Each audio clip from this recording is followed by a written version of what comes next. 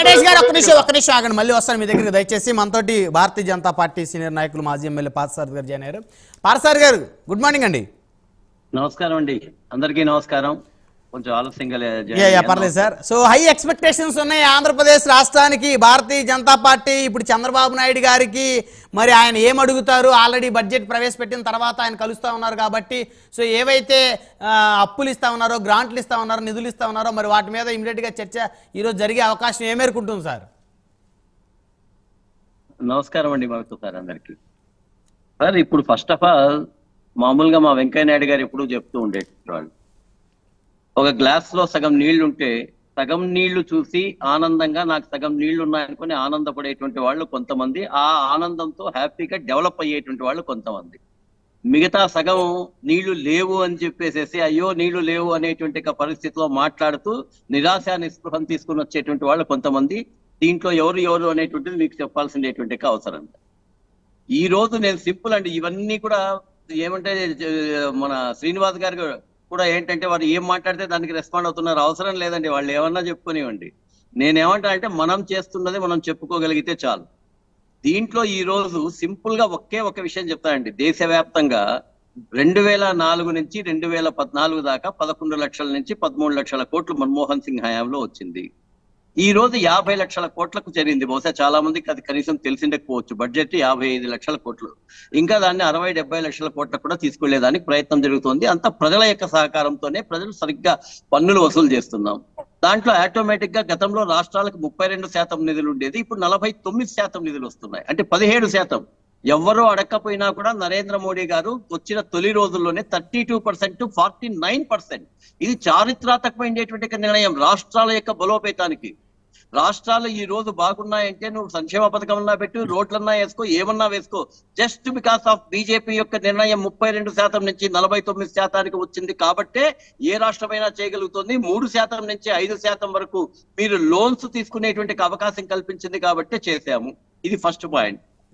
రెండవది, వీళ్ళకి ఏముందంటేనండి, ఎవరికైనా ఆంధ్రప్రదేశ్ వరకే మీరు ఆలోచన చేస్తారు, దానికి మీదకి మంచి మాత్రం అవుతుంది. దేశం అంతా బాగుండాలి కదండి.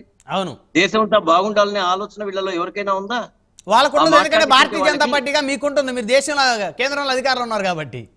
కేంద్రం అంటే అదేమన్నా కేంద్రం వేరే రాష్ట్రం వేరేనా బ్రహ్మనాయుడు గారు? కేంద్రం బాగుంటేనే కదా.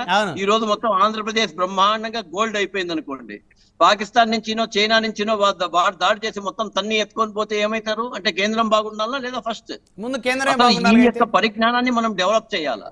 దేశమంతా బాగుండాలా, బాగున్నప్పుడు మాత్రమే మనం కూడా బాగుంటాం అనేటువంటి యొక్క మినిమం పరిజ్ఞానాన్ని మనం ప్రజలకు కూడా అందించాలి. ఈరోజు ఏమైపోయింది, ప్రతి ఒక్కడు కూడా నాదేముంది ఏముంటుందండి? డెవలప్మెంట్ మన కళ్ళ ముందర కనపడడంలే. ముందు ఎన్ని రోడ్లు ఉన్నాయి, ఇప్పుడు ఎన్ని రోడ్లు ఉన్నాయి, ముందు ఎన్ని గ్రామాలకు సిమెంట్ రోడ్లు ఉన్నాయి, ఇప్పుడు ఎన్ని గ్రామాలకు సిమెంట్ రోడ్లు ఉన్నాయి ఈ 10 సంవత్సరాల్లో. సింపుల్ బడ్జెటే చెప్పాను కదండి, 13 లక్షల కోట్లు ఎక్కడ, 4 రెట్లు వచ్చిండే 50 లక్షల కోట్లు ఎక్కడ? ఇది కనబడదా? దీనికి సంబంధించి కనీసం ఒక అప్రిసియేషన్ కూడా ఉండదా? రాష్ట్రంలో మాకు అప్పులు ఇచ్చారు, అప్పులు ఇచ్చినా కూడా కేంద్ర ప్రభుత్వమే కదా గ్యారంటీ కేంద్ర ప్రభుత్వం అయినప్పుడు ఇక్కడ ఉండేటువంటి దాంట్లో ఈ ఎన్డీఏ ప్రభుత్వంలో భాగస్వామిగా ఖచ్చితంగా డెవలప్ చేస్తాం, నిధులు తీసుకుని వస్తాం. జగన్మోహన్ రెడ్డి గారి దాకా ఆస్తుల్ని తాకట్టు పెట్టి ఆ డబ్బుల్ని పంచి మొన్ననే చూశారు మొత్తం అసెంబ్లీలో. ఆఖరికి ఎంత దారుణం అంటే ప్రతి ఒక్కదాన్ని తాకట్టు పెట్టేదానికి ముఖ్యమంత్రి అవసరమే ఉంది. ఒక మామూలుగా ఉండేటి ఒక ఇంటర్మీడియట్ క్యాండిడేట్ చాలు కదా. ఇంటర్మీడియట్ క్యాండిడేట్ కు ఇచ్చేసినా కూడా బ్యాంకు వాళ్ళని పిలిచేసి, బాబు ఈ ఆస్తులు ఉన్నాయి, ఈ అప్పులు నా ఖజానాలో వేయండి, నేను బటన్ నొక్కుతా. బటన్ నొక్కడానికి కాదండి ఉండేది, బటన్ నొక్కడంలో దానికి కావాల్సిన నిధులు సంపాదించేదానికి నువ్వు ముఖ్యమంత్రిగా ఉండాలా. కేవలం బటన్ నొక్కడానికి నువ్వే అవసరమా? ఇక్కడ ఏమైపోయిందంటే మన రాష్ట్రాల్లో రియల్ డెవలప్మెంట్ గురించి చర్చలు జరగడంలే. ఈ రోజు అమరావతి, నేను చాలా డిబేట్స్ లాస్ట్ టైం కూడా చెప్పానండి, ఓకే మీరు 3 రాజధానులు అన్నారు, ఓకే మీకు ఒక చట్ట ప్రకారంగా కోర్టు నుంచి వస్తే 3 రాజధానులు కూడా చేసుకోండి, ఫస్ట్ అమరావతిని డెవలప్ చేయండి అన్నాం. ఆ రోజు అసెంబ్లీలో మీరు 36 ఎకరాలు కాదు 50,000 ఎకరాలు కూడా ఉంటే మంచిది అని చెప్పేసి ఇదే జగన్మోహన్ రెడ్డి మాట్లాడాడు కదా. మరి వచ్చిన తర్వాత అతని యొక్క తుగ్లక్ పరిపాలన యొక్క పేరుతో మొత్తం అంతా రాజధానులు అన్నావు, సంతోషం, నీ చేతనైతే 3 రాజధానులే పెట్టు. అమరావతిని డెవలప్ చేసేదానికి అడ్డమేముందండి? 36,000 ఎకరాలు రైతులు అక్కడ త్యాగాలు చేసి, అరే బాబు development, it is development activity, development చేసి ఉంటే ఇప్పటికి రాష్ట్ర ఆర్థిక పరిస్థితి పెరిగేది కదా, ఈ అప్పులు ఉండేటువంటి పరిస్థితి ఉండేది కాదు కదా. నీవు ఎంతసేపు అయినా కూడా ప్రజల ఆస్తులతో ప్రజలకు డబ్బులు ఇచ్చి ఓట్లు కొల్లగొట్టుకొని సారాయి పేరుతో, మద్యం పేరుతో, ఇసుక పేరుతో, భూ కబ్జాల పేరుతో దోచుకునేదానికి నువ్వు ప్రయత్నం చేశావు. ఆ దోచుకునేటువంటి దాన్ని ప్రజలు తిప్పికొట్టారు. ప్రజలకు శిరస్సు వంచి నమస్కారం చేయాలా? ఎందుకంటే ఎన్ని వేలు ఇచ్చినా కూడా ఎవరైతే నీతివంతమైన పాలన చేస్తారో, ఎవరైతే డెవలప్మెంట్ చేస్తారో అనేటువంటిది గుర్తించారు.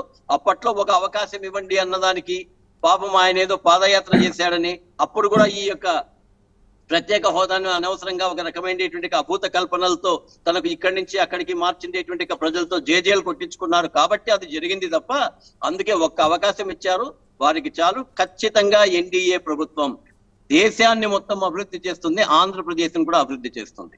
ఇక రెండవ విషయానికి వస్తే హామీలకు సంబంధించి వీళ్ళు మాట్లాడుతున్నారండి. ఐ ఓపెన్లీ ఛాలెంజ్ రాష్ట్ర కేంద్రం యొక్క విభజన చట్టంలో 10 సంస్థల్ని 10 సంవత్సరాల్లో పరిశీలించండి అని మాత్రమే ఉంది. ఒకసారి వాళ్ళు చదువుకోమనండి, లేకపోతే నెక్స్ట్ టైం వచ్చినప్పుడు దానికోసమే పెడితే నేను చూపిస్తాను. కానీ 2014 నుంచి 2017 లోపల 23 కేంద్ర సంస్థలను అలాట్ చేసింది ఇక్కడ ఈ రాష్ట్రానికి. 2017 లోపల 27 కేంద్ర సంస్థలు, ఐ కెన్ లిస్ట్ అవుట్.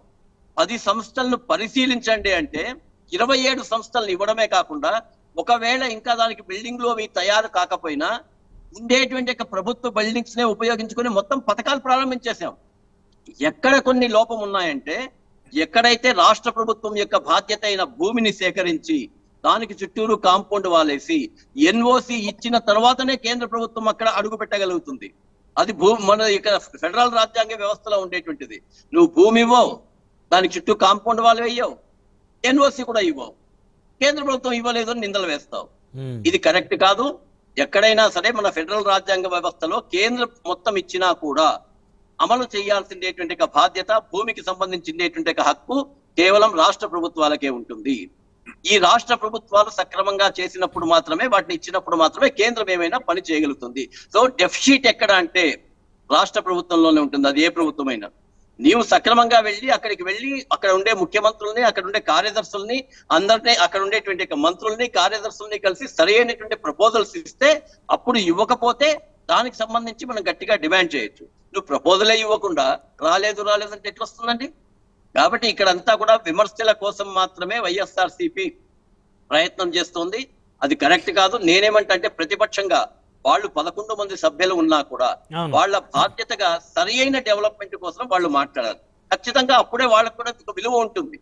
మేము తక్కువ అయిపోయినాం కదా అనేటువంటి కాదు, తక్కువ ఎక్కువ కాదండి. సింగిల్ మెంబర్ అయినా సరే, ఒక్క వ్యక్తి అయినా సరే అసెంబ్లీలో మాట్లాడగలిగేటువంటి విషయాలు ఉన్నప్పుడు వాస్తవ విషయాలు ప్రజలకు తెలియజేసే అవకాశం ఉంటుంది.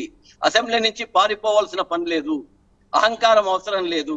నీవు ప్రజాప్రతినిధి అన్నప్పుడు ఒక్క నియోజకవర్గానికి ప్రతినిధి అయినంత మాత్రాన అసెంబ్లీలో మాట్లాడకూడదు అనేది లేదు. రాష్ట్రం మొత్తం గురించి కూడా నువ్వు మాట్లాడవచ్చు. కాబట్టి ఖచ్చితంగా జగన్మోహన్ రెడ్డి గారు వాస్తవాలను ఏదన్నా ఉంటే వాళ్ళ పార్టీ అంతా కూడా తెలియజేయడం ద్వారా వాళ్ళు మంచి చేయగలుగుతారు. కానీ ఇలా కాకుండా పారిపోయి వేరే లేదని చెప్పి ఇక్కడ అసెంబ్లీ జరిగేటప్పుడు ఢిల్లీకి పోయి మీటింగులు చెప్పడం కేవలం రాజకీయ కుట్ర తప్ప మరొకటి కాదు. రైట్, 1 by 1 కంక్లూజన్ తీసుకుందాం. శ్రీరామ్ గారు.